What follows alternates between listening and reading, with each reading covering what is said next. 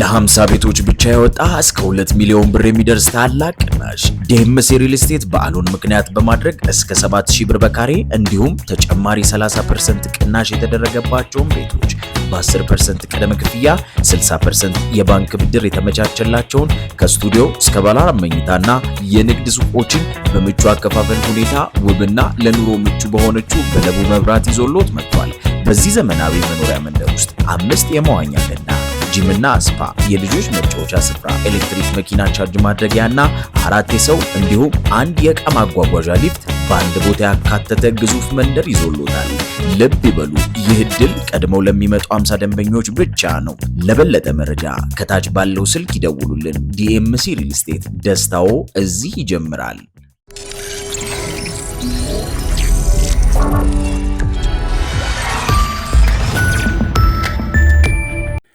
ይህ አዋዜ ሰበር ነው። የአሜሪካ ውጭ ጉዳይ ሚኒስትር ማርኮ ሩቢዮ ትናንት አውሮፓ ውስጥ በሰጡት መግለጫ እንሞክር ብለን ነው እንጂ ስር ነቀል ሺዓዊ ቀሳውስት ከሆነው የኢራን አገዛዝ ጋር ከዚህ በፊት ተደራድሮ ስምምነት ላይ የደረሰ የለም፣ ነገሩ የተወሳሰበ ነው ቢሉም እነሆ የአሜሪካኖቹን ልዩ መልእክተኞች ስቲቭ ዊትኮፍና ጃሬድ ኩሽነር ጋር ለመደራደር የኢራን ውጭ ጉዳይ ሚኒስትር አባስ አርጋቺም ዓለም አቀፏ ጄኔቫ ከተማ ውስጥ በዛሬው ዕለት ገብተዋል። ይህ ከኦማን የቀጠለ ሁለተኛ ዙር ውይይት ውጥረት የማስወገድና ጦርነት የማስቀረት እምቅ ኃይል አለው። ካልሆነ ደግሞ ምናልባት ያበጠው ይፈነዳል። እነሆ ፍትሐዊና ተመጣጣኝ ስምምነት ለመቀዳጀት ጥሩ የሆኑ ሐሳቦችን ይዤ ጄኔቭ ነኝ አሉ ውጭ ጉዳይ ሚኒስትር አባስ አርጋቺ በኤክስ ገጻቸው ሲጽፉም ለድርድር የማይቀርበው አንድ ነገር ነው፣ በዛቻና ማስፈራሪያ እጅ እንደማንሰጥ ብለዋል። አርጋቺ በጄኔቭ ከዓለም አቀፉ አቶሚክ ኤነርጂ ኤጀንሲ ኃላፊ ራፋኤል ግሮሲ ጋር ተገናኝተው ተነጋግረዋል። የኒውክሌር ኤክስፐርቶች ቡድኔ የጠለቀ ቴክኒካዊ ውይይት እንደሚያደርግ ይጠበቃል ብለዋል። የተባበሩት መንግሥታት የኒውክሌር ተቆጣጣሪ ኤጀንሲ በእስራኤል የ12 ቀናት የሰኔው ጦርነት የወደሙትን የኢራን ዋነኛ የኒውክሌር ተቋማት ለመጎብኘት ሲወተውት ቆይቷል ስላልተፈቀደለት የኢራን ውጭ ጉዳይ ሚኒስቴር መሥሪያ ቤት ቃል አቀባይ ኢስማኤል ባጋዬ በበኩላቸው ዓለም አቀፉም የአቶሚክ ኃይል ተቆጣጣሪም በነገው የአሜሪካና የኢራን ድርድር ላይ እጅግ አስፈላጊ ሚና ይጫወታል ብለዋል።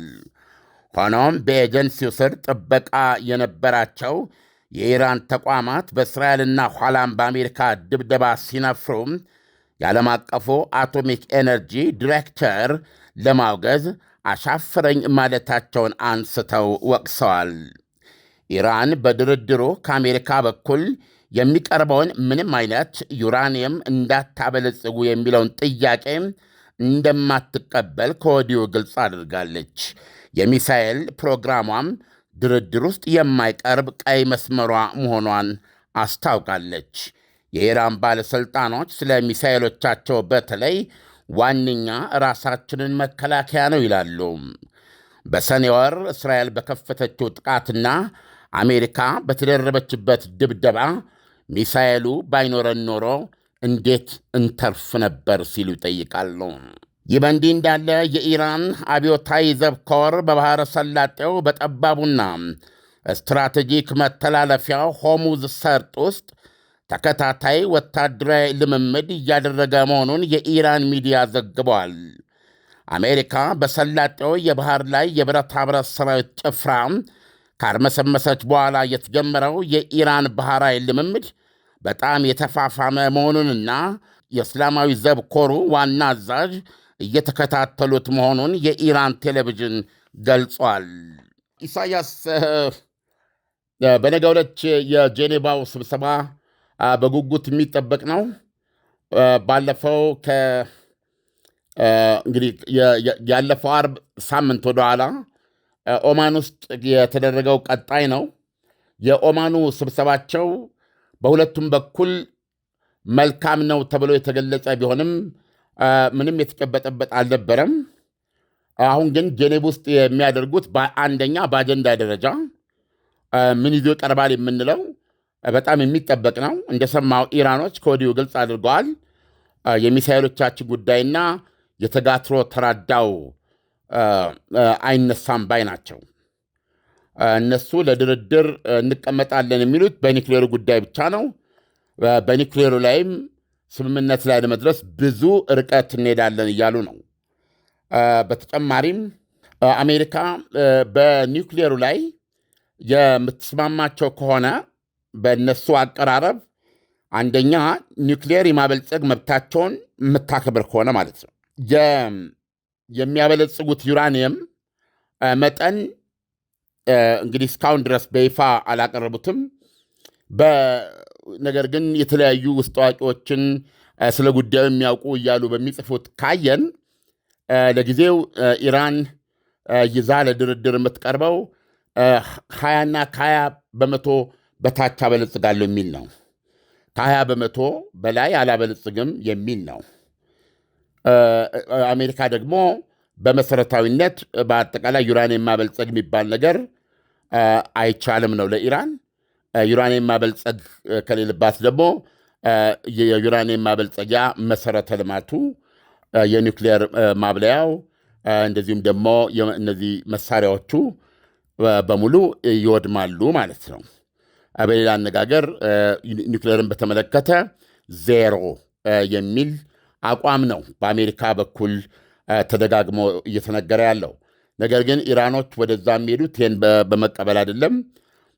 ምናልባት እንግዲህ በነ ግብፅ የቀረበው 3 ዓመት ያክል ምንም ዩራኒየም እንዳያበለጽጉ ከዛ በኋላ ደግሞ 1% ያበልጽጉ የሚል ነው። ይሄ አሜሪካ እንድትቀበለው በጣም 1 በማንኛውም መንገድ ለሰላማዊ ተልእኮ ብቻ ሊሆን የሚችል ነው።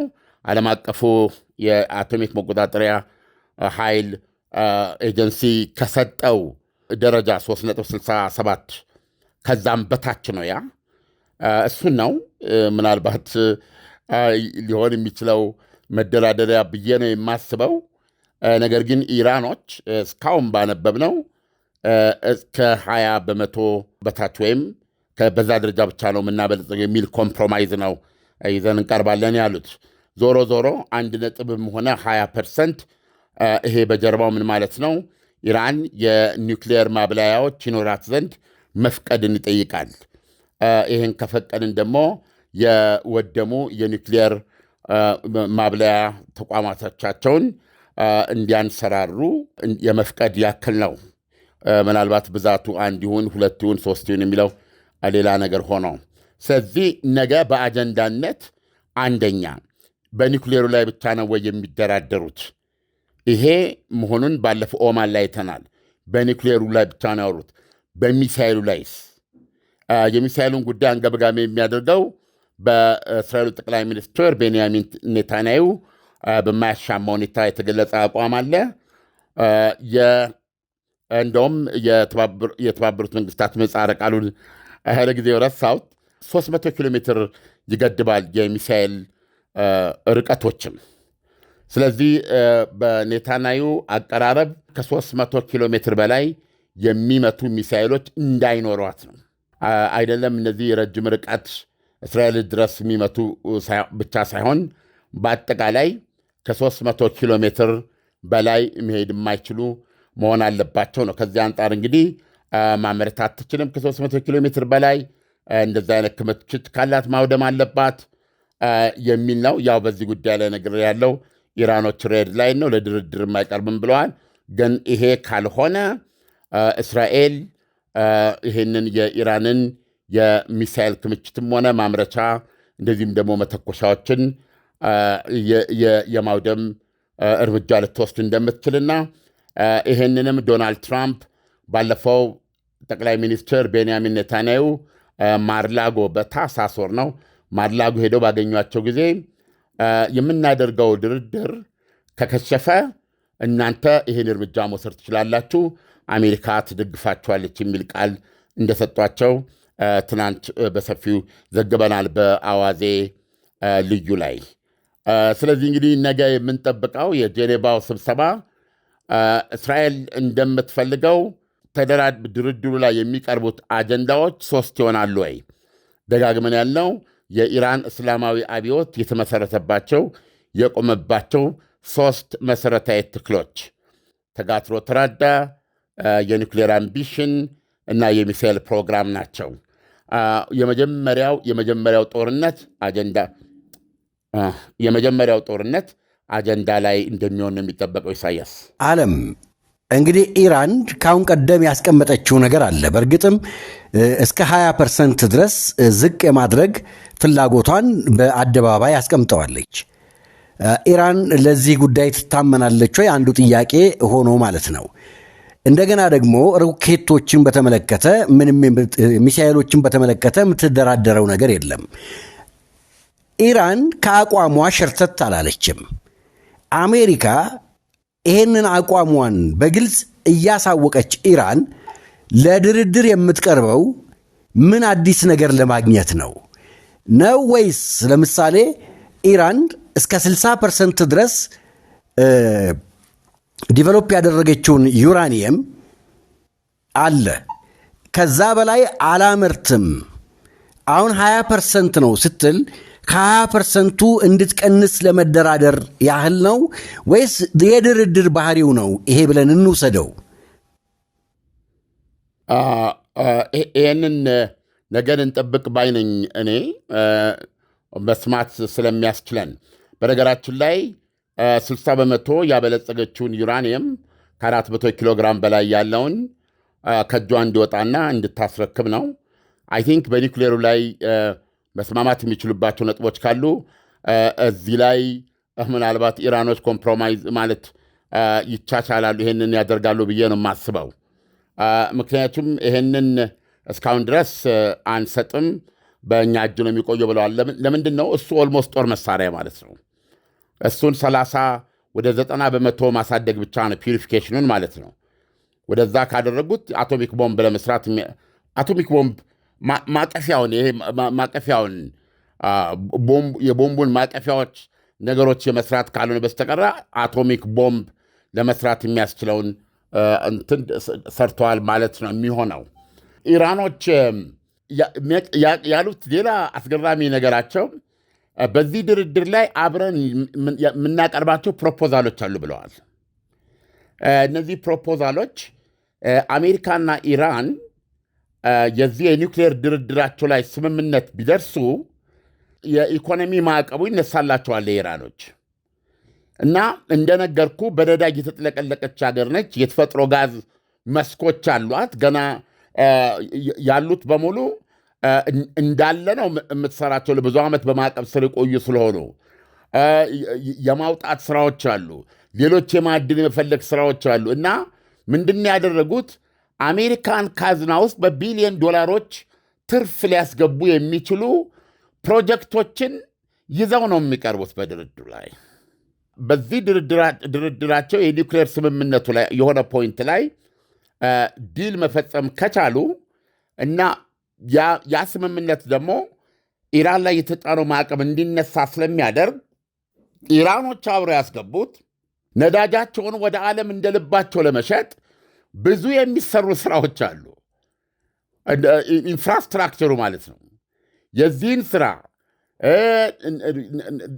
ነዳጁን፣ ተጨማሪ ጋዝ የማውጣቱን፣ ማዕድን የማውጣት እና ደግሞ በተለይ በፍጥነት አሜሪካ ኢንቨስት አድርጋ በፍጥነት ትርፏን የምታጋብስባቸው ያሏቸውን ፕሮጀክቶች ነድፈው ይዘዋል። ያላቸው መረዳት ፕሬዚደንት ዶናልድ ትራምፕ የሪል ስቴት ሰው ናቸው ወይም መርከንታይል የምንላቸው ሰው ናቸው እና የብዙ ነገር ግንኙነታቸውን ብዙዎቹ ከዚህ አንጻር ንግዳዊ መሆኑ የታወቀ ነው። ስለዚህ ወደ አሜሪካ ካዝና ሊያስገቡ የሚችሉት ገንዘብ የትየሌሌ ነው ይዘውላቸው በቀረቡት እና ይሄም ዶናልድ ትራምፕ ከእኛ ጋር ስምምነት እንዲደርሱ ትልቅ ኢንሰንቲቭ ይሆናቸዋል ብለው በይፋ መግለጫ ሰጥተዋል እና እኔ ቀላል አካሄድ ብዬ አላስብም። በጣም በቢሊዮን ዶላሮች ትልቅ ኢንቨስትመንት የሚጠይቅና ለአሜሪካ ትርፉ በቢሊዮን ዶላሮች የሚቆጠር የሚያመጣ ለምሳሌ ያሏት አሁን ኢራኖች ቦይንግ አውሮፕላን ያስፈልጋቸዋል። በማዕቀብ ምክንያት ተከልክለው ነው። አየር መንገዳቸው በትንሹ እስከ 300 እስከ 400 አውሮፕላን ሊገዛ ይችላል በአንድ ጊዜ። በአንድ ጊዜ ስለ ይህንን ቦይንግ አብርቶ ይስጣል ማለት አለ።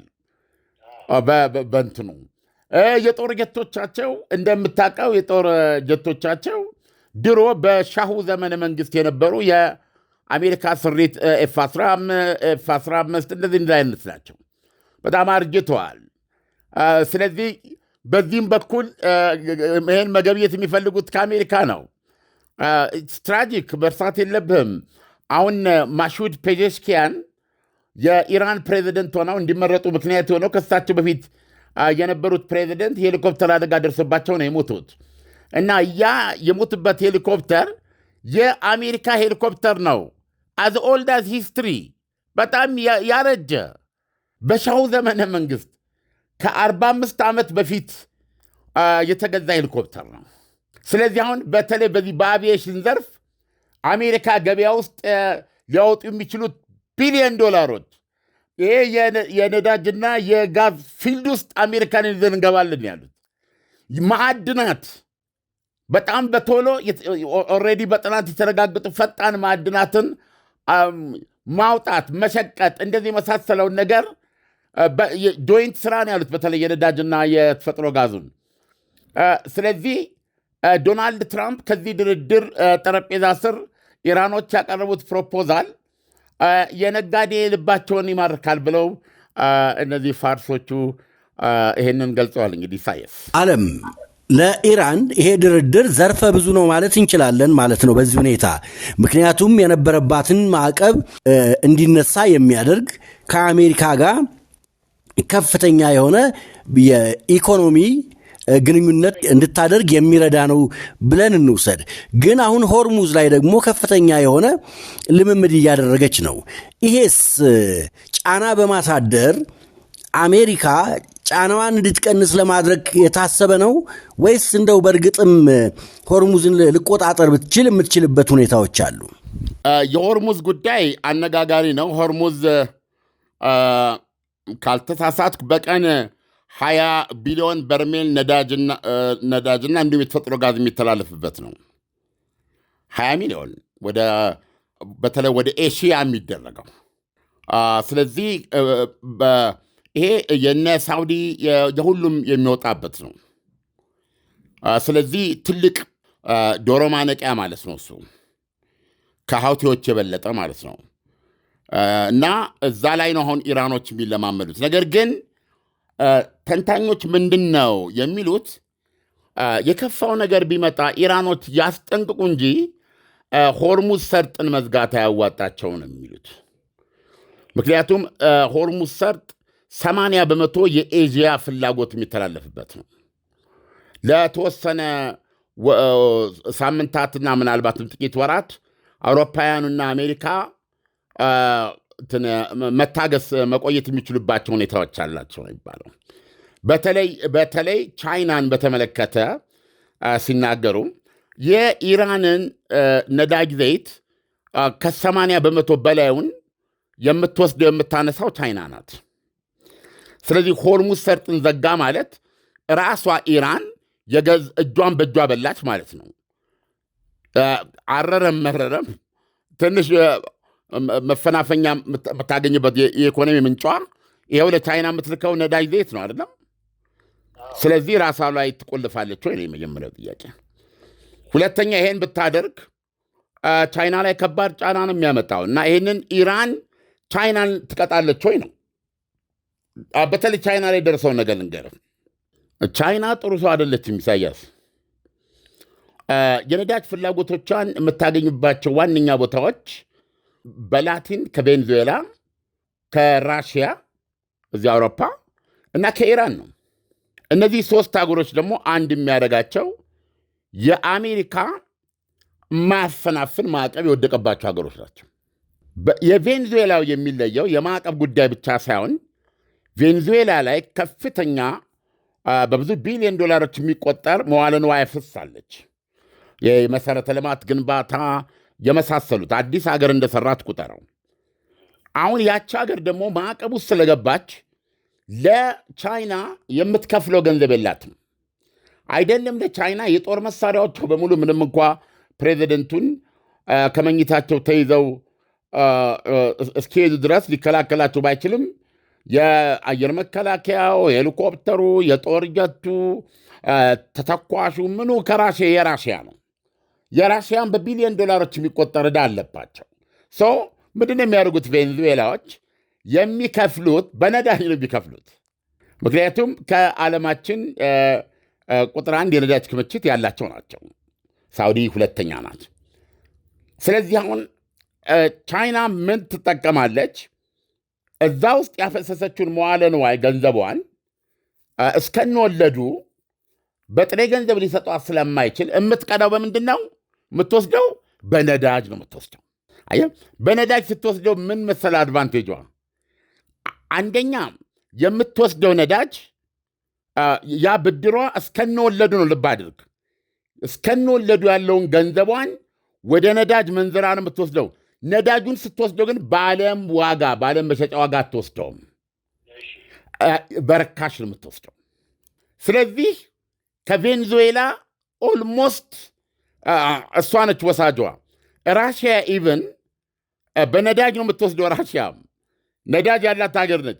በነዳጅ ትወስደውና በእነዚህ ሻዶ ፍሊት በሚባሉት እንግዲህ ዚግዛግ እየሰሩ ሄደው የሆነ ሀገር ላይ ሸጠው የሽያጩን ገንዘብ ለራሽያ ገቢ ያደርጋሉ ማለት ነው። ስለዚህ አሁን ቻይና ከቬንዙዌላ በአሁኑ ሰዓት ምንም የምታገኘው ነዳጅ ዘይት የለም። አሜሪካ አንቃይዛ እነዚህ ህቡ ነዳጅ አመላለሽ ማዕቀብ ሰባሪ የሆኑ መርከቦችን እየተሳፈረች በቁጥጥር ስር እያደረገች የጫኑትን ዘይት ወስዳ እየገለበጠች መርከቦችንም እየወሰደች ከባድ እርምጃ ስለወሰደች በቬንዙዌላ በኩል ቻይና ነዳጅ እያገኘች አይደለም። አንዳትንም የራሽያም በተለያዩ ምክንያቶች የበፊቱን ያህል አይደለም እየወሰደች ያለ ተስተጓጉሏል። አሁን እዚህ መተህ በማዕቀብ ስር ካለችው ኢራን ነዳጅ ስትወስድ ቻይና እዚሁም በተመሳሳይ በቅናሽና በርካሽ ነው። ተመልከት። አሁን እነዚህ ሶስቱም ጋር ስታየው ሆርሙዝ ሰርጥን ኢራን ብትዘጋው ቬንዙዌላ ኦልሬዲ ተዘግቷል። ከራሽያ የምትወስደውም በተለያየ ምክንያት መጠኑ ቀንሷል። ስለዚህ ቁጥር 1 ተጠቂ ማን ትሆናለች ማለት ነው? ቻይና ትሆናለች ማለት ነው። ቻይና ደግሞ ብቻዋን አትጎዳም። ራሷ ኢራን ብቸኛ ገበያዋን ነው የምታጣው። እና እንደዚህ አይነት አናሊሲስ ከሰሩ በኋላ ኢራን ነው ሆርሙዝ ሰርጥ ልዘጋው አይችልም እያሉ ነው ተንታኞች። በጣም የሚገርም ነው የቻይና አካሄድ። ምክንያቱም በየትኛውም አቅጣጫ ጥቅሟን አስጠብቃ ነው እየተንቀሳቀሰች ያለችው። ዓለም ሆርሙዝን የማትዘጋ ከሆነ ኢራን በዚህ አሁን በነገው ዕለት በሚደረገው ድርድር ኮምፕሮማይዝ በማድረግ ኢራን ራሷን ተጠቃሚ የማድረግ እድል ፋንታ አላት ማለት ነው። ከኢራኖች በኩል አታበልጽጉ፣ የኒውክሌር ተቋም አይኑራችሁ ቶታሊ የሚለው ላይ ነው አንደራደርም የሚሉት። ያ የሉዓላዊነት ጥያቄ ነው የሚሉት። ማበልጸጋችን አናቋርጥም ነው። ነገር ግን ምን ያህል ያበልጽጉ? ለምሳሌ ለተወሰነ ዓመት እንዳያበለጽጉ፣ ከዛም በኋላ ቅድም ያልኩ የጠቀስኩልህ አሃዞች አሉ፣ እዛ ላይ ሊደራደሩ ይችላሉ። ያንን በተመለከተ ኢራኖች ሊለመጡ ይችላሉ። አንለመጥም የሚሉት ይሄ ቅድም እንዳልኩ የኒውክሌር ተቋሙን ማጥፋት አለባችሁ፣ የማበልጸጊያ ኢኩፕመንትስ ራሱ መውደም አለባቸው የሚለውን አንቀበልም ነው የሚሉት። አሁን ዶናልድ ትራምፕም አቋማቸው ይሄ ነው አሁን የነገርኩ። ነገር ግን ኢራን በምንም መልኩ የእስራኤልም ሆነ የአውሮፓ የአካባቢው የኒውክሌር ስጋት ልትሆን እንደማትችልና ማንኛውንም ቁጥጥርና ክትትል በጸጋ ለመቀበል አሜን ብላ በመሄድ እና ከስር ቅድም ያደረግኩልህን ይህ ስምምነት ላይ ቢፈረምና እዚህ ላይ ቢደረስ ኢኮኖሚ ለአሜሪካ ያለው ቦናንዛ ምንድነው የሚባለው ቢሊዮን ዶላሮች ነው። በደንብ አድርገው አስልተው ያውም አሜሪካ በዚህ ኢንቨስትመንት የምታገኘውን በረጅም ጊዜ እና ደግሞ ቶሎ አይደለም። ይሄ እንደውም ስጋ ቤት ልንበላ ስንሄድ እንደ ዋናው ሽንጡ ምናምኑ ተቆርጦ መልክ ይዞ ከአዋዜ ጋር ተደርጎ ከዛ እስኪመጣ ድረስ አላስችል ሲል ይሄኛው በዚህ የተቆረጠ ከረሜላ የምትባል ትሰጣለች። እና እዚህ ፕሮፖዛል ውስጥ ከረሜላ ፕሮፖዛሎችም አሉ። ቶሎ ወደ አሜሪካ ካዝና ውጤታቸው ቶሎ የሚታይ ማለት ነው። እና እነዚህ ነገሮች ተደምረው ስኬታማ የሆነ ውል እንደርሳለን ብለው ቁርጠኛ ናቸው። ነገር ግን ምንም ዋስትና ያለው፣ ምክንያቱም እላይ በኩል ያለችው እስራኤል ደግሞ ስለ ኢራኖች የማውቀው አንድ ነገር ነው፣ አይታመኑም።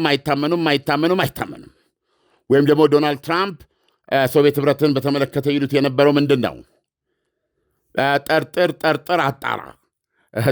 ጠርጥር አጣራ የሚል ነውና ስለዚህ በእስራኤል በኩል ደግሞ ስምምነት ተደርሷል፣ የህልውና ስጋቴ ተወግዷል ብላ የምታምነው ዜሮ ኒውክሌር የሚባል ነገር አያበለጽጉም፣ የኒውክሌር ተቋሞቻቸው አያንሰራሩም። አንድ የሚሳይሎቻቸውን እንግዲህ ኔታንያሁ በይፋ የተናገሩት ነው፣ ከ300 ኪሎ ሜትር በላይ ያለው ማውደም አለባቸው። ይሄው ነው። የተጋትሮ ተራዳ የሚባለው ጋር ያላቸውን ግንኙነት ያቆማሉ።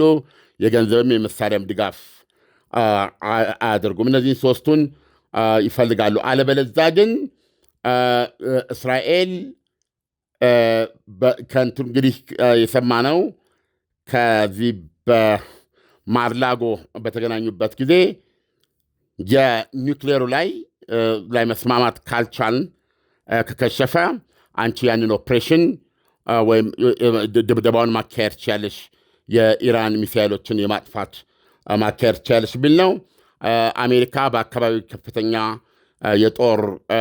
የጦር ኃይል አላት፣ ብረት አላት። ስለዚህ አንዱ ለእስራኤል ጀቶች የአየር ለአየር ነዳጅ መሙላት ጀቶቹ ድብደባ ካደረጉ በኋላ ወዲያውኑ ተመልሰው እዛው አየር ላይ ነዳጅ ቀርተው ተመልሰው መሄድ ይችላሉ። እንግዲህ ከ200 እስከ 300 የጦር ጀቶች ማሰለፍ ትችላለች። እነዚህ ወዲያውኑ ከሰማይ ነዳጅ እየቀዱ ብዙ ሰዓት መደብደብ ይችላሉ ማለት ነው። ሌላው ደግሞ እንደምታውቀው ኢራኖች በኢራንና በአሜሪካ መካከል ጦርነት እንዳይነሳ እየታገሉ ያሉት እነ ሳውዲ አረቢያ፣ ግብፅ እና ማነች ኳታር፣ እንደዚሁም ደግሞ ራሷ ቱርክ፣ እነዚህ ሀገሮች የአሜሪካ የጦር ሰፈር በግዛቶቻቸው አሉ። እነ ባህሬንም አሉ። የተባበሩት አረብ ኤሚሬቶች አለች። ጦርነት ከተጀመረብኝ የለየለት ክልላዊ ጦርነት ነው የማደርገው ብለዋል የኢራኑ መንፈሳዊ መሪ አሊ ኻሜኒ። እና እሳቸው ባሉት የኢራን የአሜሪካ እሴቶች ላይ የጦር ሰፈሮች ላይ እና ወታደሮቻቸው ላይ ኢራን ማጥቃት ልትከፍት እንደምትችል ታሳቢ ነው። እና ይህን ምክንያት አድርገው እነዚህ ሀገሮች ለምሳሌ የተባበሩት አረብ ኤሚሬትና ሳውዲ አረቢያ እንዲህ ሌሎችም በተመሳሳይ ያደረጉ ነው የሚመስለኝ። ቢያንስ እነዚህ ሁለት ሀገሮች ኳታርን ጨምሮ 3 የሆነ ጦርነት ቢከፈት መሬታቸውንም ሰማያቸውንም ለጦርነቱ ክፍት እንደማያደርጉ ተናግረዋል ኢሳያስ። ስለዚህ ይህን ማለት አሁን ለምሳሌ ሳውዲ አረቢያ በይፋ የገለጸችው ነው የኳታርን፣ ምክንያቱም ዋናው የአሜሪካ አየር ኃይል ጦር ሰፈር እዛ ነው ያለው፣ ሚሳይሉም እየተጠመደ እዛ ነው ያለው። ስለዚህ ይሄ የሚቻል አይመስለኝም። ነገር ግን የተባበሩት አረብ ኤሚሬትና ሳውዲ አረቢያ በይፋ ገልጸዋል። ግዛቶቻችንም በምን መልኩ ለዚህ ጦርነት ጥቅም ላይ እንዲውል አናደርግም ብለዋል። አሁን የዚህ የኒውክሌሩ ድርድር ፋይዳ ባይኖረውና ቢከሽፍ ዶናልድ ትራምፕ እስራኤል እርምጃ ማጥቃት እንድትከፍት ድጋፍ እንሰጣለን ባሉት መሰረት የሚያደርጉት ሌላ ትብብር ምንድን ነው? በዚህ አዋዜ ልዩ ላይ ዘግበነዋል። የእስራኤል የጦር ጀቶች ኢራንን ለመደብደብ የሚያልፉባቸው የአየር ክልሎች አገራት ፍቃድ እንዲሰጡ የማሳመን ስራ የአሜሪካ ይሆናል። አሜሪካ በዚህ ትተባበራለች የሚል ነው። ለምሳሌ በሳውዲ አረቢያን አየር ክልል መጠቀም ካለባት እስራኤል አሜሪካ ጫና አድርጋ ያንን ፍቃድ ታሰጣለች ማለት ነው። እዚህ ነውና ምናልባት ሶስተኛው የማይቀር ድጋፍ የአሜሪካ አየር መከላከያዎችን ፓትሪዮት ሚሳይሎች አሉ። ዲስትሮየርስ የሚባሉት ጸረ ሚሳይል አቅም ከፍተኛ አቅም ያላቸው ናቸው እና ኢራን ወደ እስራኤል የምትልካቸው ውርጅብኞቹን አብዛኞቹን ወይም ቀላል ቁጥር የሌላቸውን መጥተው ለመጣል የሚያስችላቸው ቦታዎች ላይ ይገኛሉ። ኢሳያስ በዚህ ደረጃ ነው ያለው። ዓለም እንግዲህ ነገ በድርድሩ ላይ የሚቀርቡ ሐሳቦችንና መደምደሚያውን ለአድማጭ ተመልካቾቻችን ይዘን እንቀርባለን። ለዛሬው ትንታኔ ከወዲሁ አመሰግናለሁ። መልካም ምሽት ይሁንልን። መልካም ምሽት። ለ50 ቤቶች ብቻ የወጣ እስከ 2 ሚሊዮን ብር የሚደርስ ታላቅ ቅናሽ ዴምሲ ሪል ስቴት በዓሉን ምክንያት በማድረግ እስከ 7000 ብር በካሬ እንዲሁም ተጨማሪ 30% ቅናሽ የተደረገባቸውን ቤቶች በ10% ቅድመ ክፍያ 60% የባንክ ብድር የተመቻቸላቸውን ከስቱዲዮ እስከ ባለ 4 መኝታና የንግድ ሱቆችን በምቹ አከፋፈል ሁኔታ ውብና ለኑሮ ምቹ በሆነችው በለቡ መብራት ይዞሎት መጥቷል። በዚህ ዘመናዊ መኖሪያ መንደር ውስጥ 5 የመዋኛ ገንዳ፣ ጂምና ስፓ፣ የልጆች መጫወቻ ስፍራ፣ ኤሌክትሪክ መኪና ቻርጅ ማድረጊያና 4 የሰው እንዲሁም 1 የዕቃ ማጓጓዣ ሊፍት በአንድ ቦታ ያካተተ ግዙፍ መንደር ይዞሎታል። ልብ ይበሉ፣ ይህ ዕድል ቀድመው ለሚመጡ 50 ደንበኞች ብቻ ነው። ለበለጠ መረጃ ከታች ባለው ስልክ ይደውሉልን። ዲኤምሲ ሪል ስቴት፣ ደስታው እዚህ ይጀምራል። ምርትና አገልግሎቷን በአዋዜ ላይ ያስተዋውቁ። ለጥራች እንታመናለን። በስልክ ቁጥሮቻችን ይደውሉልን። አዋዜ ዓለምነህ ዋሴ ዜና